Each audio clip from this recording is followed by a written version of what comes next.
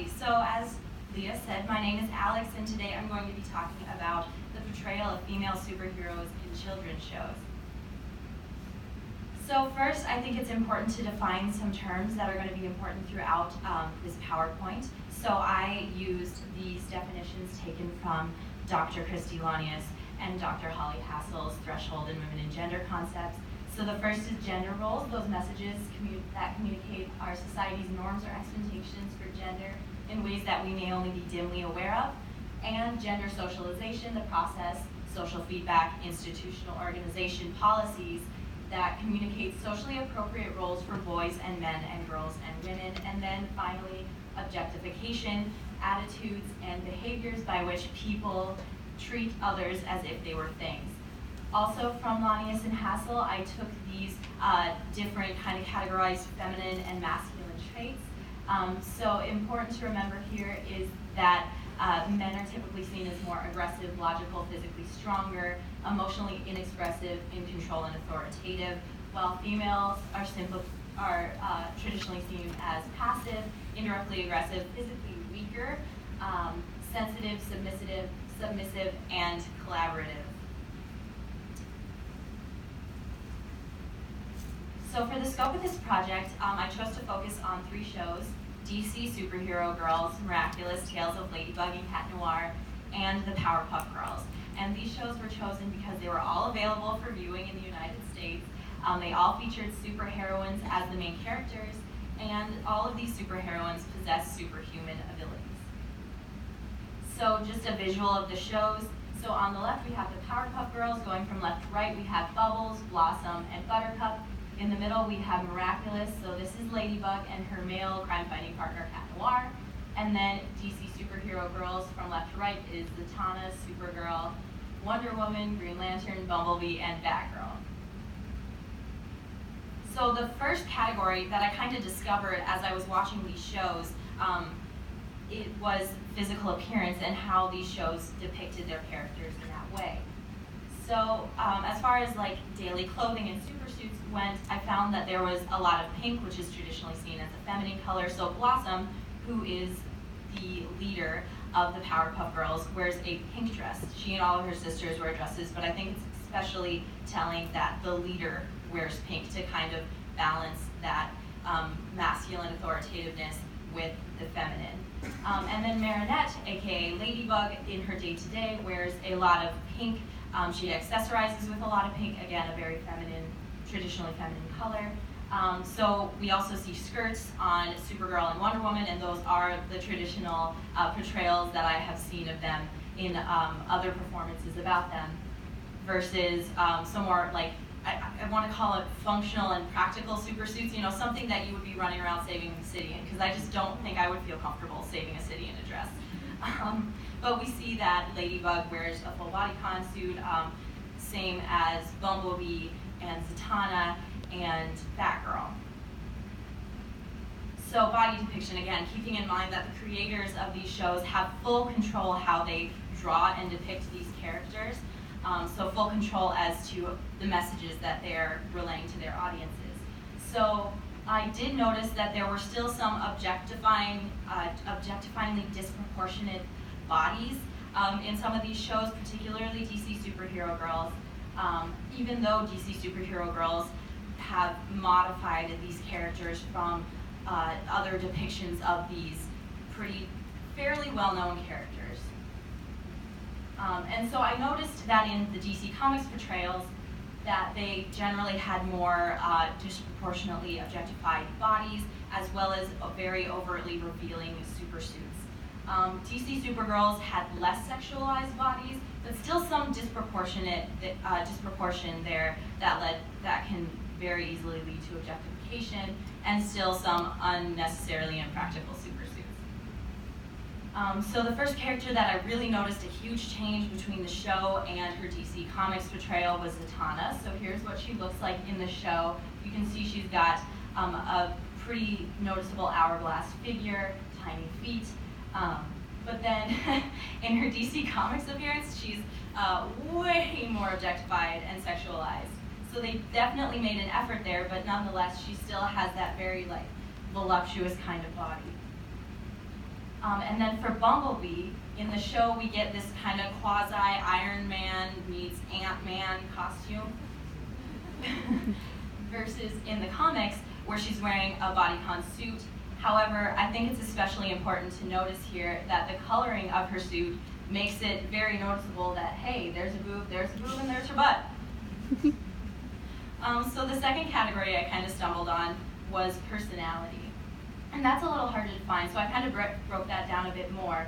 So Marinette, Ladybug, wants to be a fashion designer. This could be trumped up to, oh, they just wanted her to have, some future life goal. She's living in Paris. There's a lot of fashion going on in Paris. But nonetheless, it is still a very feminized industry. Buttercup, from the Powerpuff Girls, she's the girl in the green dress. She's portrayed as kind of the tomboy of the group. She's got a very short bob haircut. She acts very aggressively and impulsively and destructively, more so than her sisters. And she's got a very low, gravelly voice. Versus her sister Bubbles, who wears the blue dress, who has little pigtails. She's got the highest voice of all the girls in the group. She's seen as a girly girl. She's kind of seen as the weaker link of the three. She's kind of a scaredy cat, and she has a stuffed animal octopus.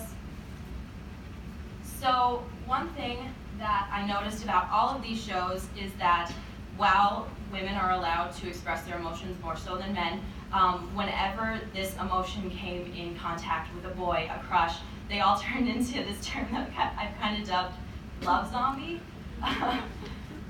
So for Buttercup, that is when she meets the leader of the Green Gang, Ace, right there. And she's completely gaga, and she doesn't see anything about the world around her whenever he's near, and it kind of causes her to ignore the villainous side of him. And for Miraculous, it's actually one of the main plot points throughout the series. So Marinette, seen on the right here, is gushing over her crush Adrian, who she doesn't know is also her super partner, Cat Noir. And she's got a really big crush on him, so much so that she's physically clumsy when she's around him, oftentimes tripping and falling, or like if she's holding anything in her hands, she'll drop them. She can't talk around him or do anything. But when we see Cat Noir flirting with Ladybug, he's perfectly able to still help save Paris without his flirting or his feelings for Ladybug getting in the way. So I think that's especially telling about how in control he's allowed to be over his emotions versus Ladybug. And then for DC Superhero Girls, you can't see it, but so this is Wonder Woman, and she's looking at Steve Trevor, and DC Superhero Girls makes the point to discuss Wonder Woman's obsessive crush over Steve Trevor. Here's a quote from Supergirl talking directly about this, and she says, "You're literally a symbol of female empowerment. This is not okay that you're acting like this, like you're a badass. So why are you letting this nobody boy get in the way of that?"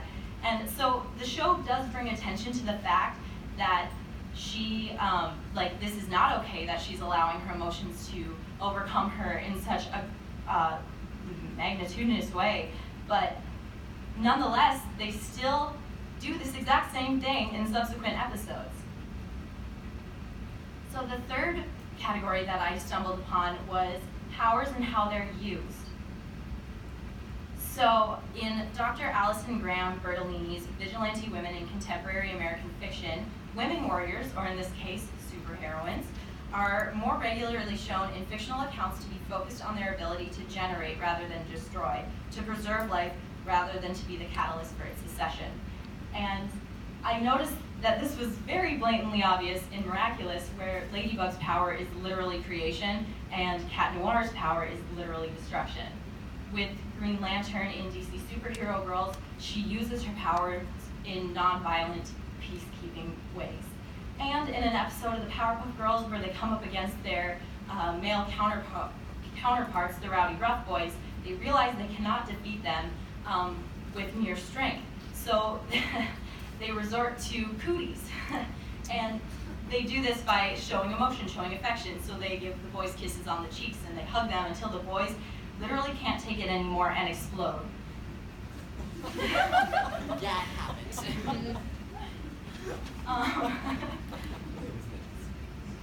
So a study done by BBC America and the Women's Media Center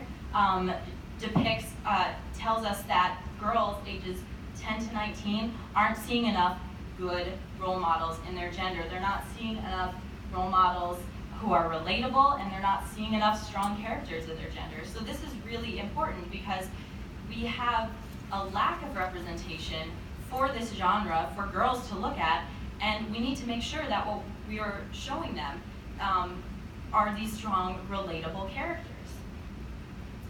To quote, or to, I guess, refer to Regine Sims Bishop's article, Mirrors, Windows, and Sliding Glass Doors, if children aren't seeing themselves reflected in the content that they are consuming, then they will not think that they have a space in that genre, whatever it may be.